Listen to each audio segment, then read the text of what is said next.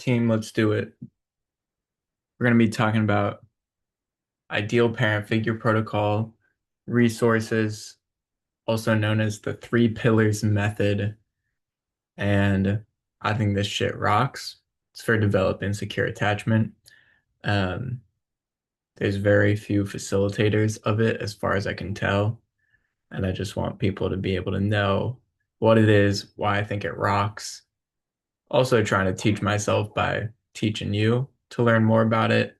But I think this is important and valuable and want to share it. So here we go. Um, this is the textbook if you want it. It's not showing up well there. This is the textbook if you want it. Pretty expensive. You might be able to find it online for free. Teehee. Do whatever you want. Um, quick resources. So this is the textbook. Fire. Metagroup as like the main organization in this space that I know of. They seem the most legit to me. They're what was recommended for me. I've been working with their facilitators. I've been working with their meditations. Um, the only real, I don't think there's like another organization in this space that you can work with as a client. There's another organization by David Elliott, the other guy here, if you want to train under them. And maybe you could find therapists through them, but it's kind of unclear. This is like the only clear online portal you have to access resources from a client side related to this stuff that I've found. Let me know if you find something else, but they're kind of the main player in this space and they're pretty small. So their facilitators directory, right? They got like well, like seven facilitators, crazy. You can go on Reddit subreddit for ideal parent figures. Masterless. It's 4 years old, but you still got like what, like 15, 12, 15 people here. That's fucking crazy. What the hell? Um, I'm angry. Um, and then something I just also want you to know about, right? So, oh, and we got to get the bang. Um, This has some of the, so Daniel Brown, he's one of the two authors of this textbook, um, pretty well respected. Um, this link has some of his original meditations that aren't on YouTube and that you can't really find elsewhere. And I have disorganized attachment, so I've done this one. This one's pretty fire, but just worth knowing where that is. There's also Cedric Reeves. I don't know too much about him, but he's got his whole attachment repair website. There's different places you can go to, but for pretty clearly following the three pillars, an ideal parent figure protocol, as outlined in this textbook, Metagroup's the place I trust most. And one of the cool things, they also have this kind of like meditation track that goes along with their stuff. Um, and from what I hear with the two facilitators under Metagroup that I've worked with, they see people have really good results when they also work with these meditations. So there's the free ones. If you want the like next level, I think that's the 84 meditations. Yeah, for mentalization and emotional regulation skills. And those are the 84 meditations. I'm going through that right now. Pretty solid. Um, yeah, so those are most of the resources that I just want to get right out of the way. Then I'm not here to summarize IPF right now. I might do that later. I'm here to tell you why I think IPF is cool. Um, so I'm Harry. I've tried a lot of different things, and the biggest reason I like ideal parent figure protocol is how it relates to transference and projection. Because especially as done by Metagroup, as I understand it, because I have a problem where I work with therapists and my attachment system gets activated. There's some sense of intimacy and closeness and the relationship one might have with a parent. And something I really like about IPF is that instead of like most therapy, you're going to project that onto the therapist and then you're going to work with that however you do. The therapist might try to act in a really healthy and respectful way so that you have dissonant, you get counter evidence that people don't have to act that way. Um, and that's fine, but I think it's less efficient. And also, if you're like me, you might have extraordinarily high standards or extraordinarily strong projections on your therapist, such that they basically can't give you counter evidence. You won't accept it, or it'll be really hard for them to give you counter evidence. But even if they do successfully give you counter evidence by treating you in a healthy way instead of an unhealthy way, when you project onto them that they're going to treat you badly, um, you just don't need to take that risk. You don't need it to be bottlenecked by your therapist's skill. Um, and also, as they say in the textbook, which I like, your therapist is going to be imperfect. So if you test your therapist 1,000 times, they're going to fail at some point. Um, but you can imagine ideal parents who are perfect. Um, so I like that. Um, I'll add on to that. Boom. Stop that, stop that, stop that. We got to drag this text box. Beautiful. Give it to me. Collabor. Oh God, what have we done? Oh no. Okay. Okay. Run it back, run it back, run it back. Collaborative frame. So I like in therapy, you could have a frame that okay, I can't delete this. You could have a frame that's you're receiving something from an expert and you got to follow what the expert says, kind of like if you're interacting with a doctor, or you can have a collaborative frame, which is more peer-to-peer. It's still a facilitator frame. They still know things and they're still helping you out. But I like the collaborative frame between you and your therapist because this means you're not going to activate your attachment system in relation to the therapist as much. So you're not going to project onto them as much. You're going to activate the attachment system in relationship to the imagined ideal parents, which I think is preferable for the same reasons as provided before.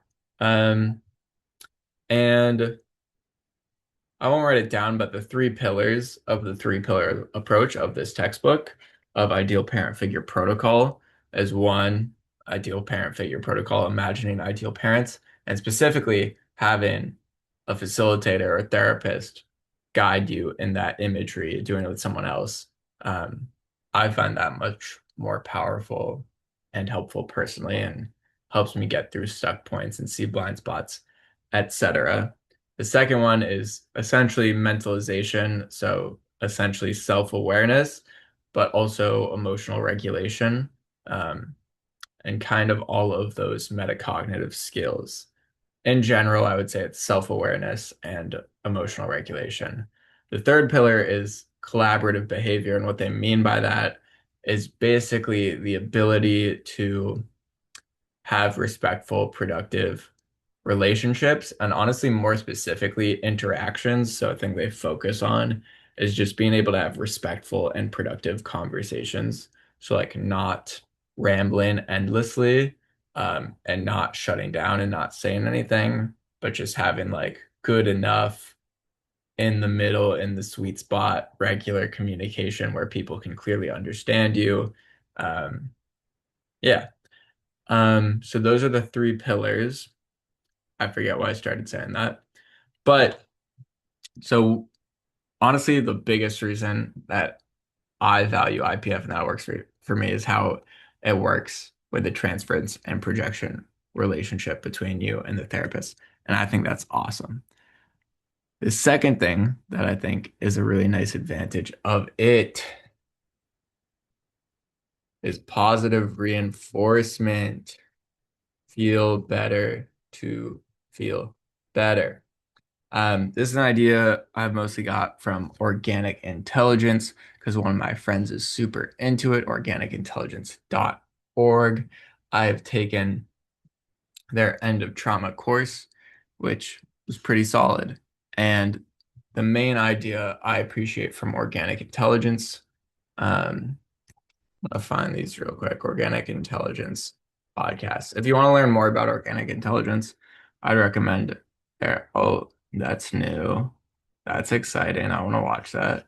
Um, yeah, this End of Trauma podcast. If you want to get an overview of organic intelligence, this Connecting is a good way to start. You can also download their paper, which I'm sure is somewhere here, but they have a scientific paper that's pretty easy to understand and pretty short that you can read if you want to get a vibe or ask AI about it.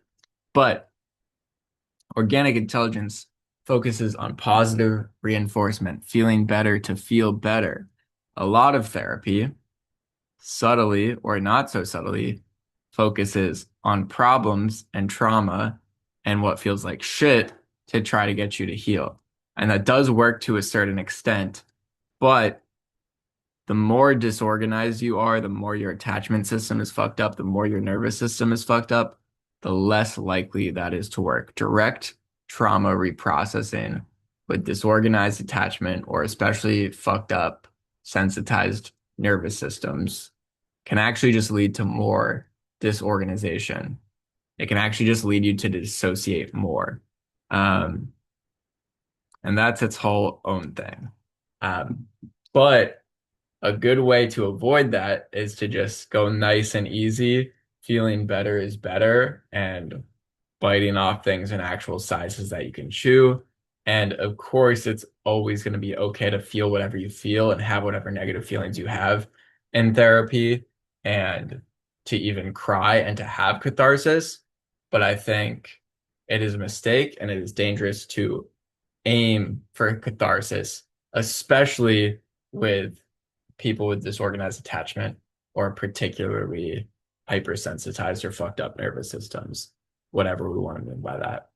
Um, and so something I like about the three pillars approach about ideal parent figure protocol is that you are aiming for positive experience with the ideal parents. Obviously, the ideal parents are attuned to your negative experiences. And obviously, your ideal parents and your facilitator don't need you to not have negative feelings and are happy to be with those and are happy to soothe those. And that's actually part of the whole process. But in general, we're looking to positively remap the attachment system. And this is a point that the textbook makes clearly that I also appreciate. The removal of a negative is not necessarily a positive. If we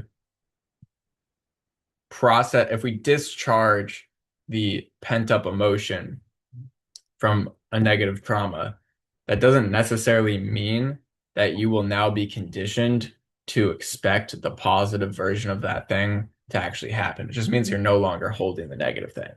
So what we want to do is actually replace the negative map with a positive map. We want to replace the negative conditioning with positive conditioning. We don't just want to discharge the repressed emotion, the negative repressed emotions related to the negative conditioning. Um, One of my favorite ideas from organic intelligence is that as you increase support in the system, the body, the system will naturally reprocess traumatic material, repressed emotion material in positive affect. So that basically means that instead of crying about how shitty a traumatic experience was and discharging it that way, you will process the same material spontaneously, unconsciously, or semi-consciously. And you'll basically like, instead of crying of pain, you'll be like crying of joy, or maybe not even crying. But you'll be processing the same underlying traumatic material, but you'll be processing it in a way that feels good. Um, it's a little bit if you haven't experienced that, it might sound hard to believe, but it's fucking cool. And I think it's how it works. And that's to say, I prefer modalities that focus on increasing support. And then when you increase support, yes, your underlying shit's gonna come up. So we're going to focus on feeling safe with the ideal parent figures. And then, oh, now that I feel really safe with them, I can feel how anxious I actually am. And now that just keeps coming up. Ugh, gross. But right, right, we focus on the support and then the negative shit happens to come up. Cool, let's be with it. Let's not ignore it. And if it gets too overwhelming, then like let's imagine something else. We can positively distract. That's totally fine. We don't need to lock in. And that is opposed to negative reinforcement, which would be feel worse to feel better, which is let's actually, oh, you are being defensive. You must be hiding something. What are you hiding? What are you afraid of? Oh, there's all this anxiety you're afraid of. Let that out. Um, your system's not letting that out for a reason because it feels like it doesn't have enough support or safety or resources or processing capacity to let that out. Um, and so I would much rather focus on increasing support um, rather than something like digging for repressed emotion. I think as we increase support, repressed emotion naturally comes up. And ideally, it actually comes up in positive affect. And a way to understand that might make more sense is right. Like you can be crying and feel like everything's falling apart, and you can be crying and be be held and feel safe and supported. And like that's actually a really like relieving and even pleasant experience to cry. But it can be even more positive and less conscious than that you just don't even make the connection, but the repressed emotion is actually getting processed unconsciously in a way that just feels good, which is actually more what they mean. So that's another reason I like this framework. And there's definitely at least a third one, but it's not coming to me right now.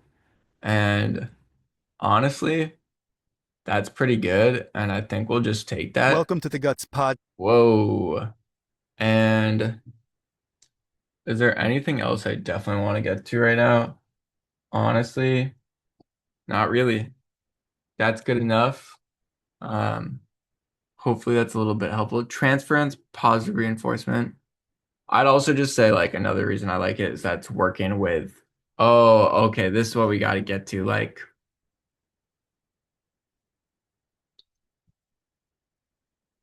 it's basically just work on the earliest stuff. First, attachment develops before narrative memory. And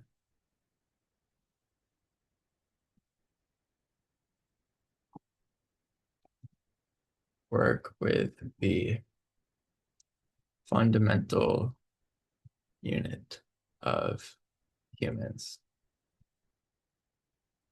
relationships. So something I really like that they point out in the textbook is that we shouldn't expect intellectual or narrative insight to touch attachment conditioning because attachment develops the attachment system, essentially the system for seeking proximity to a safe, secure relationship when you feel overwhelmed, aka your relationship with your parents as a child. The attachment system generally solidifies, obviously can be changed, or I wouldn't be talking about this, and they wouldn't be talking about it, but generally solidifies around 1 to 2. I think it's probably like 8 months to 2 years, I think is what they say, which is before you have narrative intellectual memory. Like you probably don't remember anything from before you were 2. So even if you have insights about your attachment patterns intellectually, it probably won't touch your attachment conditioning because it's pre-narrative. It's like yeah, linguistic narrative memory.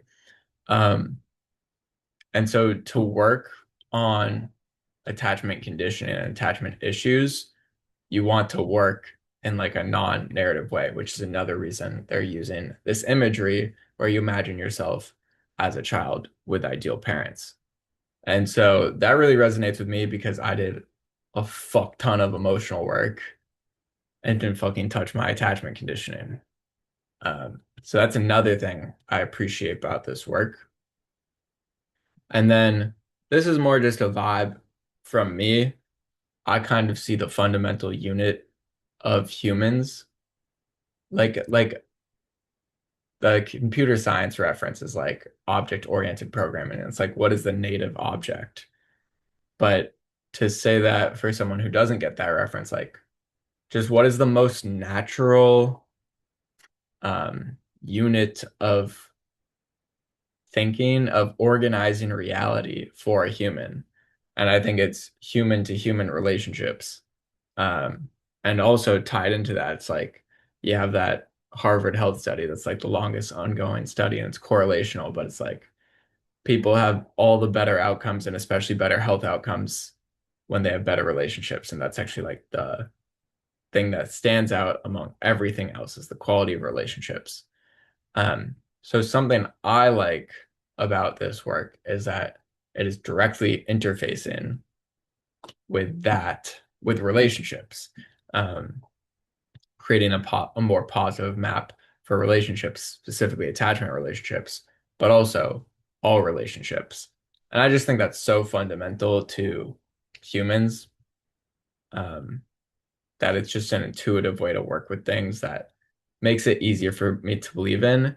And, you know, as someone with disorganized attachment, I've done a lot of emotional work, and you guys have probably experienced this. You can weaponize the tools against yourself. So you can take exercise, which obviously can be absurdly beneficial, and you go, I should exercise. I'm a piece of shit for not exercising. And wow, you've used the possibly therapeutic intervention of exercise in a violent way against yourself. Um, you can say the same thing for nonviolent communication, for deep breathing, for anything.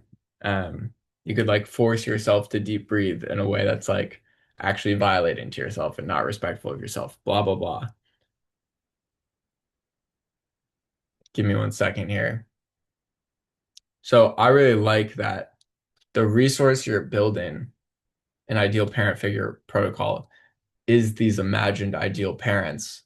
And then if you're going to use that intervention in the moment during the day, so right during the day, you might say, okay, I'm going to do this grounding breathing technique. Or during the day, you're stressed and you may go, I'm going to connect with my ideal parents.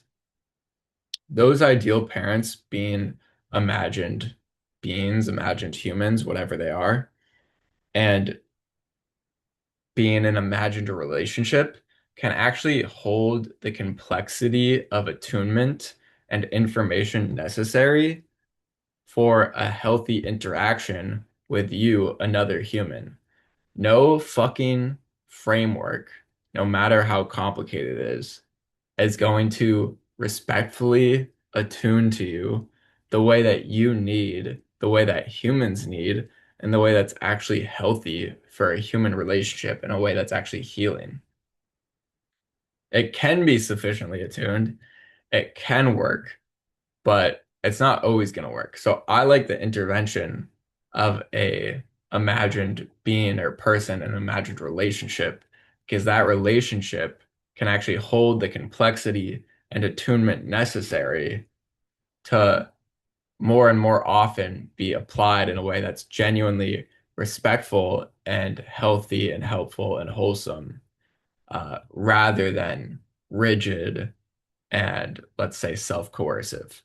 Um, so that also helps me. It's a lot harder for me to experience connecting with my ideal parents as trying to force myself to do something than it is like trying to force myself to do some grounding technique or something like that. Um, and that feels pretty good.